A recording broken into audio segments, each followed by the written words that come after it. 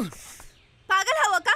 एक तो हमार मंगेतर के नाला में ढकेल देलो, हमके साइकिल पे टांग के यहाँ ले आइलो, अब हमरा साथे मस्ती करत आड़ा। उ गेंडा तोहर मंगेतर हा। खबरदार, जी हमरा मंगेतर के गेंडा कहला होतो। तो गेंडा के गेंडा ना कहीं तो सलमान खान कहीं। कहा तू दाना अंगूर के, आ कहा बच्चा अंगूर के। चुप, एकदम चुप। हमार उनकर मंगनी भइल बा। हाय देखा तार अंगूठी मंगनी के बा। देखा, शादी और मंगनी एगो पवित्र रिश्ता होला, और ये पवित्र रिश्ता प्यार के बंधन से बांधल जाला। बुझा गईल? का मतलब? मतलब ई कि ना तू ओकरा से प्यार करेलू और ना ही तोहरा से प्यार करेला। एकर का सबूत बा तोहरा पास? सबूत हमरा लगे ना, तोहरा मंगेतर के लगे बा। एगो काम करे, अंगूठी अपना मुठिया में धके कह दिया ना जे मंगनी का अंगूठी भुला गई, सबूत भी मिल जाई और उ तोहसे कितना प्यार करेला एकर पता भी चल जाई। पुरनुम हेलो।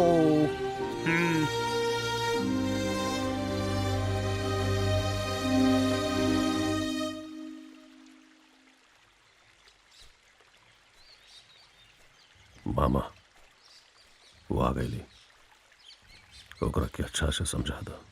मीरा जी। तू त्रिभुवन के छोड़ के उ रामपुर वाला लिखवा के साइकिल पर काहे बैठलू? ना ना मामा जी, हम नहीं के बैठनी। ओ चिरकुटवा हमरा के बुलेट से उठा के साइकिल पे खींच लेलस। पूछी त्रिभुवन से, हम झूठ कहतानी। तो साइकिल से कूद भी तो सकत रहलू ना। अरे तो हम भी तो रवा से कहले रही ना, ओकर चक्कर में मत रह। सामने देखो, सामने देखो। तू साइकिल रहल, हाथी पर तो ना बैठल रहलू। देखा बिटिया, बचपन में तहार बाबूजी या माई के गुजरला के बाद हम ही बानी जे तारा एजा ला के पालनी पोसनी इतना बड़ा कईनी हा। अब तहार शादी की जिम्मेदारी भी हमार बा। देखा बिटिया, तारा के हम जितना प्यार करे नी ओकरा से कम हम त्रिभुवन के प्यार ना करी। काहे कि त्रिभुवने बाड़े जौन रामपुर के भानु प्रताप पहलवान के पटक के ओकर टांग तोड़ के हमारी टूटल गर्दन के बदला लिहले।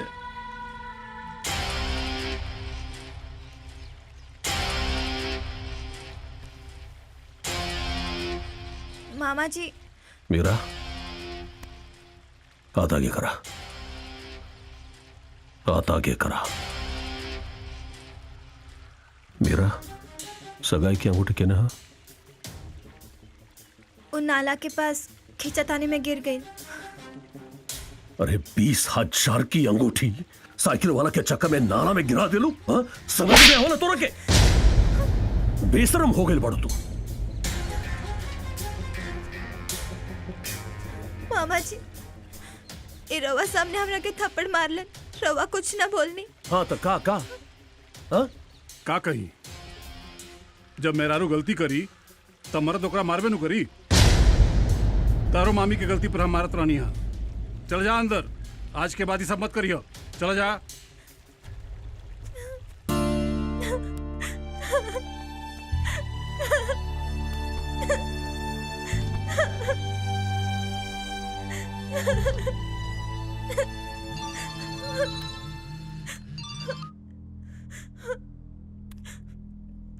हेलो।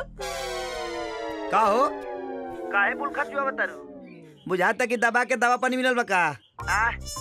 मिल गल सबूत। गाली पर मिलल हा कि पीठी पर? चुप कुत्ता। पूछ बका रे हमरा। तोरा वजह से आज हमार मंगेतर हमरा के थप्पड़ मार देलस। हाँ। अभी तक खाली हाथे उठावला बा। बिया होखे द। मुसरे मुसरे कूट कूट मारी। बुझाई मिल गल सबूत। फोन रख कमीना। हम तो तोरा से बातें ना कर चाहता नहीं।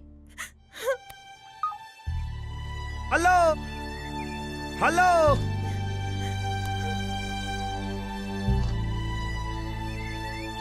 ओकर इतना हिम्मत जे हमारा डार्लिंग पर हाथ छोड़ देलस। अब बताओ तनी ओकरा के।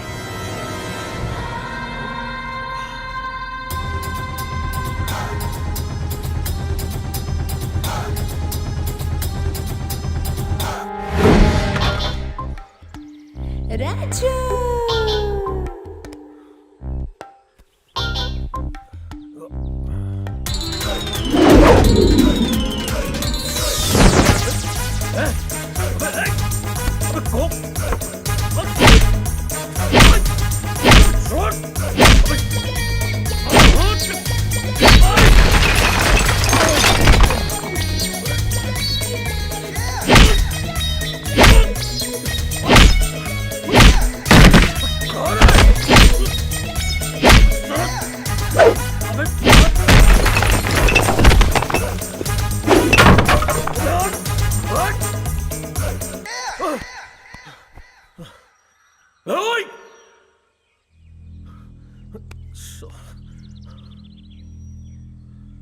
हिम्मत है तो सामने आओ।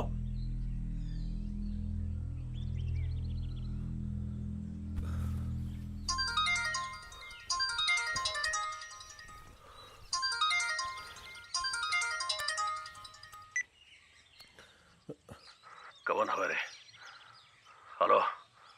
सोच ले कि एगो थापड़ मारली तो इतना कूटनी, अगर बॉडी पर खरोच आगर है ना तो इतना धोती कि ओंगा कहियो कपड़ों ना धोवाइल होई। अबे कभी ने अब मेहरारू और मर्द के झगड़ा के बीच आवे वाला तो के हवे रे? ए सराऊ बिन फेरे हम तेरे जो घरे जो शादी के हरदी तो पिछुआड़ा में ना लागल, लेकिन तोरा पीठी पर जरूर छपा जाई तारी बहिनी के मास्टरी में नौकरी लगा दे।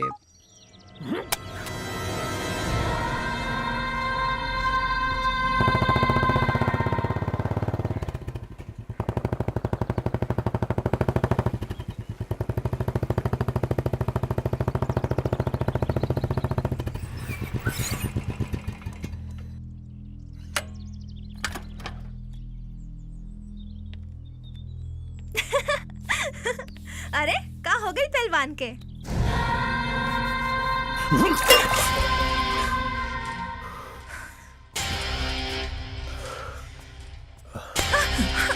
अपन कायर यार से कह दिए कि हिम्मत बात सामने से बाहर करें। बोल दे ओकरा के अपन मर्दान की अखाड़ा तक ही रख। जब तो हमरा के पहला बार थप्पड़ मारले रहला तब हम यही से चुप रहनी, काहे से कि गलती हमार रहे। लेकिन अगर आज के बाद तू हमरा साथे जबरदस्ती कैल तो याद रखिए हम अपन बाप के बिना है। और एक बात अपना जहन में उतार लो, ये रिश्ता हम अपना मर्जी से तय कैले बानी।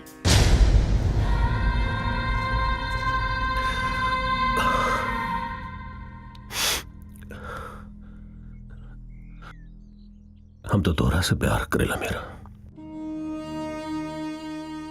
हमरा प्यार के इजहार करे ना आवेला। पहलवान आदमी है, आशिक जैसे लव यू करे ना आवेला।